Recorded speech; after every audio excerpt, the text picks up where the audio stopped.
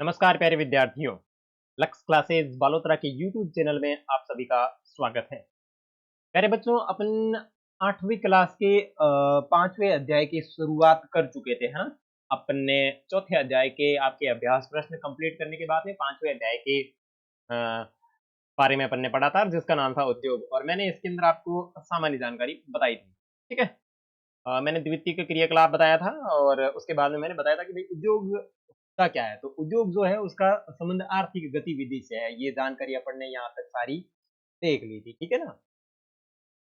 हाँ, ये देखो कि जो उद्योग है उसका संबंध आर्थिक गतिविधि से है, यानी पैसा कमाने से इसका संबंध है। और वस्तुओं के उत्पादन और खनिज के निष्कर्षण अथवा सेवाओं की व्यवस्था से इसका संबंध है। और लौह इस्पात उद्योग उत्पादन से संबंधित है, और कोयला खनन क्षेत्र धरती से खनिज निकालने से संबंधित है, तथा पर्यटन जो है वो आपकी सेवा से संबंधित है।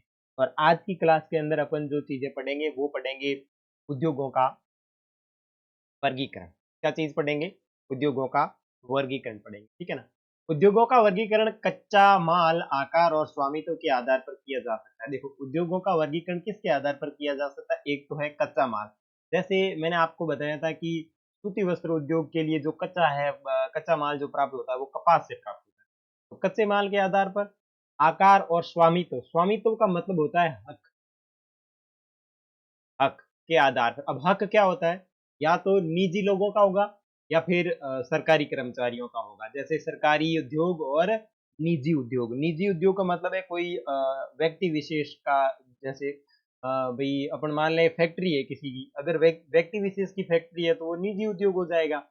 और सरकार की फैक्ट्री है जिसके ऊपर सरकार का अधिकार या फिर हक है, तो वो हो जाएगा सरकारी उद्योग। ठीक है ना। तो सबसे पहले अपन बात करेंगे कच्चे माल के आधार पर।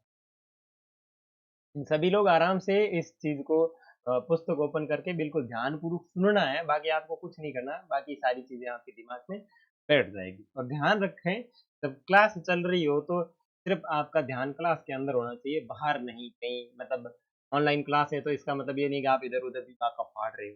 अगर कोशिश हो सके तो आप एयरफोन का यूज कर लीजिए, और इसकी क्वालिटी थोड़ी बढ़ा लीजिए। अगर 360p में आपको अच्छे से नहीं दिख रहा है तो 720p कर लीजिए, ताकि आपको जो क्लास है वो अच्छी क्लियरिटी के साथ में दिखेगी। ठीक है ना। आराम से सुनो। देखो, सबसे पहले उद्योगों के वर्गीकरण के अंदर अपन बात कर रहे हैं कच्चे माल के आधार पर। कच्चे माल के उपयोग के आधार पर कृषि आधारित, खनिज आधारित, समुद्र आधारित, वन आधारित हो सकता है। अब देखो, जो कच्चा माल है ना, इस कच्चे माल के आधार पर खनिज कितने प्रकार के हो सकते हैं? तो देखो, सबसे पहला हो सकता है कृषि आधारित।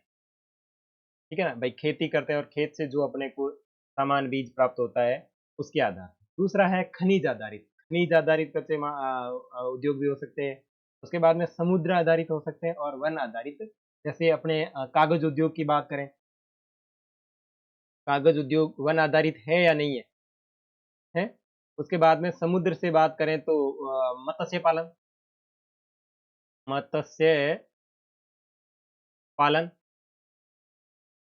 और खनिज की बात करें तो लौह इस्पात उद्योग, लौह इस्पात।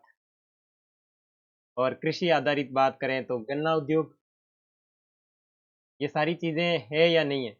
गन्ना उद्योग के अंदर आपका गुड़ है, शक्कर है, ये सारी चीजें बनती है। तो ये इस प्रकार से हो सकती। उसके बाद में है कृषि आधारित उद्योग की बात करें तो कृषि आधारित उद्योग के अंदर कौन कौन सी चीजें आएगी? तो देखो, सबसे पहले कृषि आधारित उद्योग कच्चे माल के रूप में वनस्पति और जंतु आधारित उत्पादों का उपयोग करते हैं। खाद्य संसाधन के रूप में आ सकता है। उसके बाद में वनस्पति तेल के रूप में, फिर सूती वस्त्र के रूप में, फिर डेयरी के रूप में, और चर्म उद्योग के रूप में। कृषि आधारित उद्योगों का उदाहरण है। तो इसमें आपको बस ज्यादा इतना कोई याद नहीं रखना है, इसमें सिर्फ आपको याद रखना है कि कृषि आधारित उद्योग कौन कौन से हैं। तो कौन से हो जाएंगे? सबसे पहले हो जाएगा आपका खाद्य संसाधन। रोटी, जितनी भी रोटी चावल वगैरह ये खाते हैं तो खाद्य संसाधन उद्योग इससे संबंधित हो गया। वैसे चावल हो गया, बाजरा हो गया, गेहूं हो गया, मक्का हो गया। ठीक। और उसके बाद में वनस्पति तेल जो प्राप्त होता है वो कृषि आधारित उद्योग है। सूती वस्त्र जो है ये भी एक प्रकार से कृषि होती है, कपास की उससे प्राप्त होता है। और डेयरी उद्योग जो है ये भी आपके कृषि आधारित उद्योग है। और चर्म उद्योग जो भी है वो कृषि आधारित उद्योग। ठीक है। उसके बाद में खनिज आधारित उद्योगों की बात करें तो देखो, खनिज आधारित उद्योग प्राथमिक उद्योग है जो कि खनिज अयस्कों के उदाहरण अयस्क का उपयोग है। देखो खनिज आधारित जो उद्योग है, पहली बात तो खनिज होते क्या है? खनिज मतलब वो होते हैं जो जमीन के अंदर से प्राप्त होते हैं, तो जमीन के अंदर से प्राप्त वो होते हैं खनिज, ठीक है। और जो खनिज है वो प्राथमिक उद्योग है जो कि खनिज अयस्क का उपयोग कच्चे माल के रूप में करते हैं। अब देखो खनिजों का जो अशुद्ध रूप होता है ना, उसको बोलते हैं अयस्क। ध्यान रखना, ये जो अयस्क शब्द है इसका मतलब है अय 1 मिनट। ये जो आपका अयस्क शब्द है इसका मतलब है खनिज का अशुद्ध रूप, खनिज का अशुद्ध, कैसा रूप? अशुद्ध रूप। जैसे आपके बाइक में पेट्रोल यूज होता है, क्या जमीन के अंदर से पेट्रोल ऐसा ही ऐसा निकलता? बिल्कुल, इसको कोई साफ वगैरह नहीं करना पड़ता। जो रिफाइनरीज बनी होती है उस रिफाइनरी के अंदर क्रूड ऑयल आता है और उस क्रूड ऑयल को साफ करके आपका पेट्रोल बनाया जाता है। और पेट्रोल के साथ साथ में बहुत सारी चीजें बनती है, जैसे पेट्रोल जहां से निकल रहा है वहां से आपका डीजल भी निकलेगा, डीजल के बाद में आपका मिट्टी का तेल भी निकलेगा, ये डामर वगैरह ये सारी चीजें वहीं से ही बनती है। तो जो खनिजों का अशुद्ध रूप होता है उसको बोला जाता है अयस्क, ठीक है।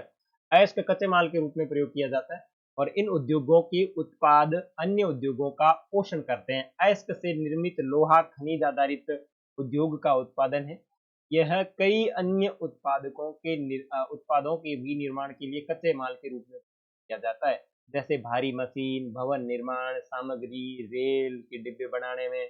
और उसके बाद में बात करें समुद्र आधारित उद्योगों की, तो देखो सागरों और महासागरों से प्राप्त उत्पादकों का उपयोग कच्चे माल के रूप में प्राप्त होता है, जैसे समुद्री खाद्य प्रसंस्करण उद्योग, मत्स्य तेल इसके कुछ उदाहरण हैं, ठीक है। उसके बाद में वन आधारित उद्योग, तो वनों से प्राप्त उत्पादों का उपयोग कच्चे माल के रूप में करते हैं, जैसे लुगदी है, कागज उद्योग है, औषधि एवं रासायनिक उद्योग है, फर्नीचर उद्योग है, भवन निर्माण से संबंधित, ठीक है। तो ये तो हो गया अपने किसके आधार पर?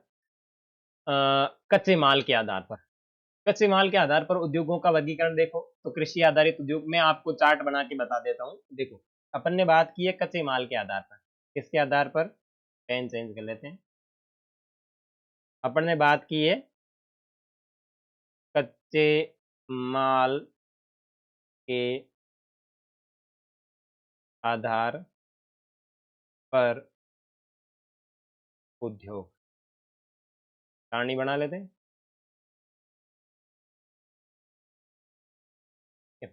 सबसे पहले था वन आधारित या फिर कृषि आधारित, दिख देते कृषि आधारित, इसका भी मैं आपको चार्ट बना के दूंगा बढ़िया अच्छा तरीके। कृषि आधारित, कृषि आधारित के बाद में अगर बात करें तो आपका है खनिज आधारित,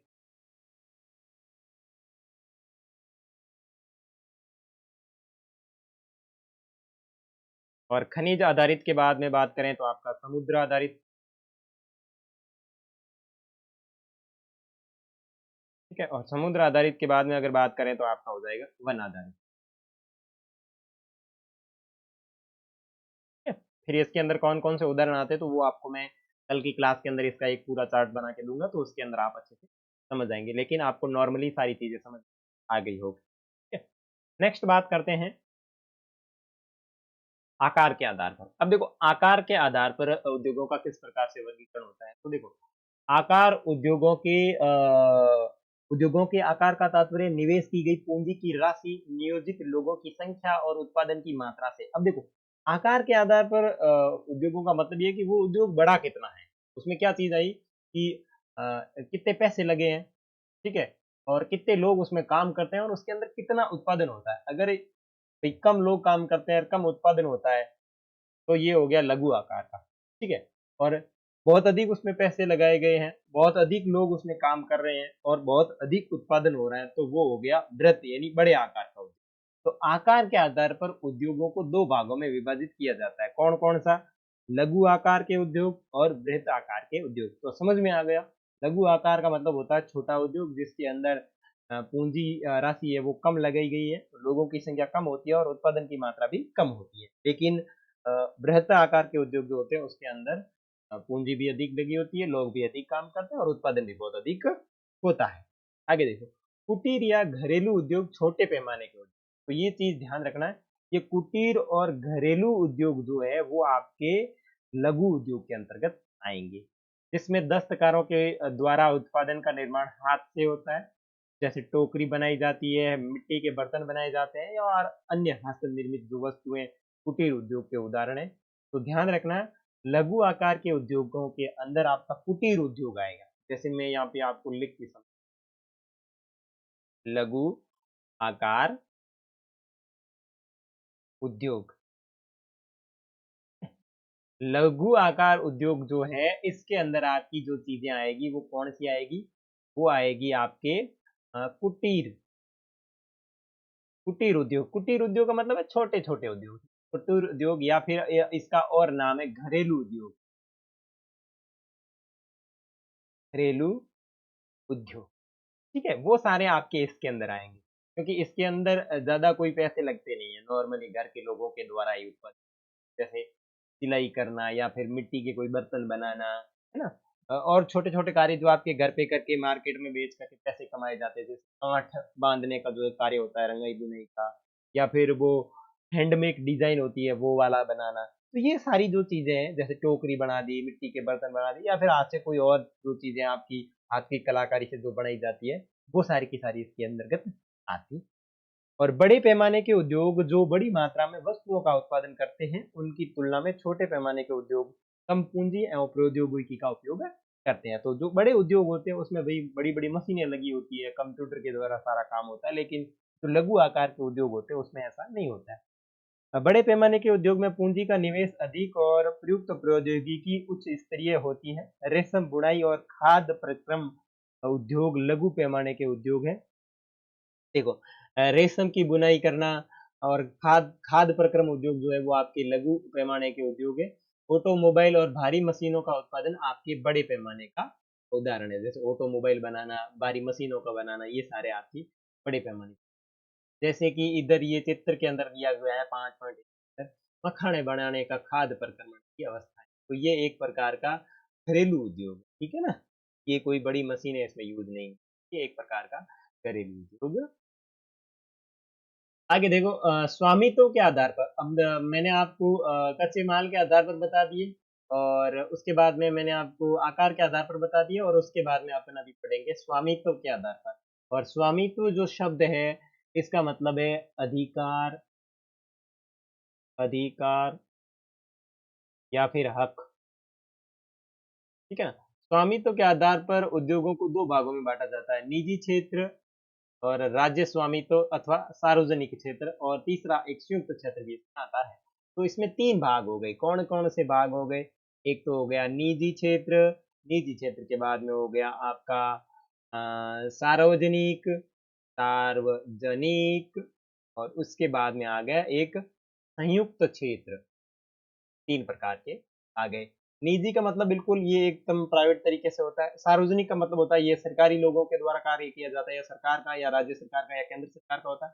और संयुक्त का मतलब होता है इसमें निजी और सरकारी दोनों काम करते हैं, 50-50% भागीदारी होती है, 50% हिस्सा निजी लोगों का होगा और 50% हिस्सा हिस्सा जो है वो आपके सरकारी लोगों का होगा। निजी क्षेत्र के उद्योगों का स्वामित्व और संचालन एक व्यक्ति द्वारा या फिर व्यक्तियों के समूह द्वारा किया जाता है, इस चीज को ध्यान रखना, निजी क्षेत्र का जो भी उद्योग है उसका स्वामित्व या फिर संचालन या तो एक व्यक्ति के द्वारा किया जाता है या फिर व्यक्तियों के समूह के द्वारा किया जाता है। और सार्वजनिक क्षेत्र के उद्योगों का जो संचालन वगैरह होता है वो होता है सरकार के द्वारा संचालन किया जाता है, जैसे हिंदुस्तान एरोनॉटिक्स लिमिटेड जो है और steel authority of India limited, ये जो कंपनियां हैं इसका जो नेतृत्व करती है वो भारत सरकार करती है। और संयुक्त क्षेत्र के उद्योगों का स्वामित्व और संचालन राज्य और व्यक्तियों अथवा व्यक्तियों के समूह के द्वारा किया जाता है, जैसे मारुति उद्योग है लिमिटेड संयुक्त क्षेत्र के उद्योग के कुछ उदाहरण है, ठीक है ना। और सहकारी क्षेत्र के उद्योगों का स्वामित्व और संचालन कच्चे माल के उत्पादकों या पूर्तिकारों, कामगारों अथवा दोनों द्वारा होता है। आनंद मिल्क यूनियन, आनंद मिल्क यूनियन लिमिटेड एवं सुधा डेयरी सहकारी प्रक्रम जो है वो आपके सहकारी उद्योगों के द्वारा किया जाता है। और यहाँ पे देखो सहकारी क्षेत्र में एक सुधा डेयरी बनी हुई है, तो आपको इसमें पूछा जा सकता है कि कौन सा किसके अंदर है। आ रहा है कि सुधा डेयरी जो लिमिटेड है वो सरकारी क्षेत्र का है या सहकारी क्षेत्र का है। और जो सहकारी क्षेत्र है ये भी एक नया बना है और इसके अंदर स्वामित्व और संचालन कच्चे माल और उत्पादनों के आधार पर वहाँ जो काम करने वाले कामगार होते हैं ना, वही उसका संचालन करते हैं। ठीक है। उसके बाद में उद्योग की अवस्थिति को प्रभावित करने वाले कारक पढ़ लेते हैं। देखो, अवस्थिति का मतलब है आपको कहीं पे उद्योग अगर लगाना है, तो उसके लिए क्या-क्या चीज़ें उसको प्रभावित करेगी।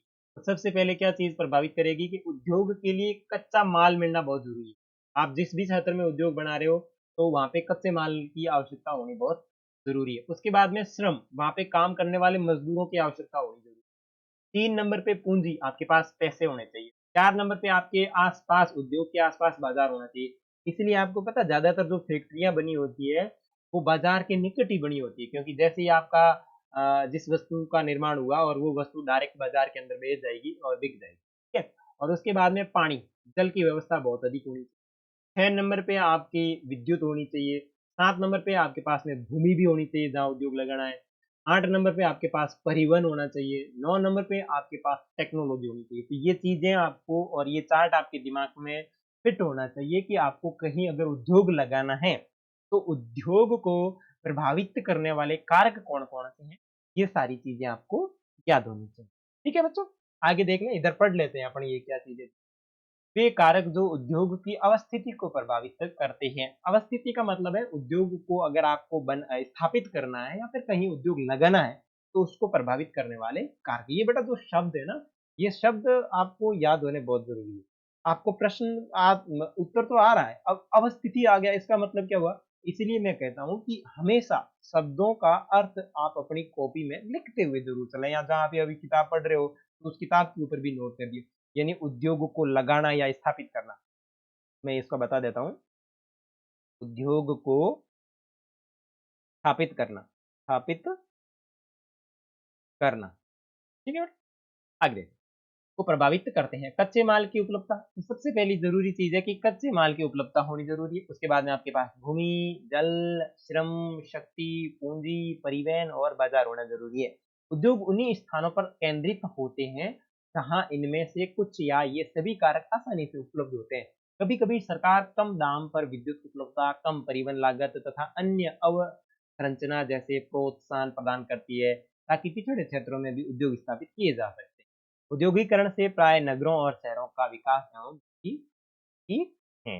ओके बेटा, तो अपन ने उद्योगों की अवस्थिति को प्रभावित करने वाले कारक देख लिए और उद्योगों के प्रकार देख लिए। कल मैं आपको उद्योगों के प्रकार की जो चार्ट वाली क्लास लूँगा, उसके अंदर उद्योगों का चार्ट बना के अच्छे से समझा दूँगा और कच्चे माल आपको भी याद रखने हैं। उसके बाद में अपन पढ़ेंगे उद्योग तंत्र, औद्योगिक प्रदेश और आगे की जो सारी जानकारी है वो देखने वाले हैं। आज का वीडियो अपन यहीं एंड करते हैं। अगर आप इस चैनल के ऊपर नए हैं तो इस चैनल को सब्सक्राइब करें। अन्यथा सब्सक्राइब कर लिया है तो अपने जो फ्रेंड है उनको भी इस वीडियो का लिंक ज़रूर शेयर करें और उनको भी कहिए कि इस वीडियो का लिंक आगे ज़रूर शेयर करें ताकि अपनी फैमिली धीरे-धीरे बड़ी होती जाएगी, तो आपकी और भी सब्जेक्ट की सारी क्लासें लगवाई जाएगी। मिलेंगे अगले पार्ट में, तब तक के लिए नमस्कार।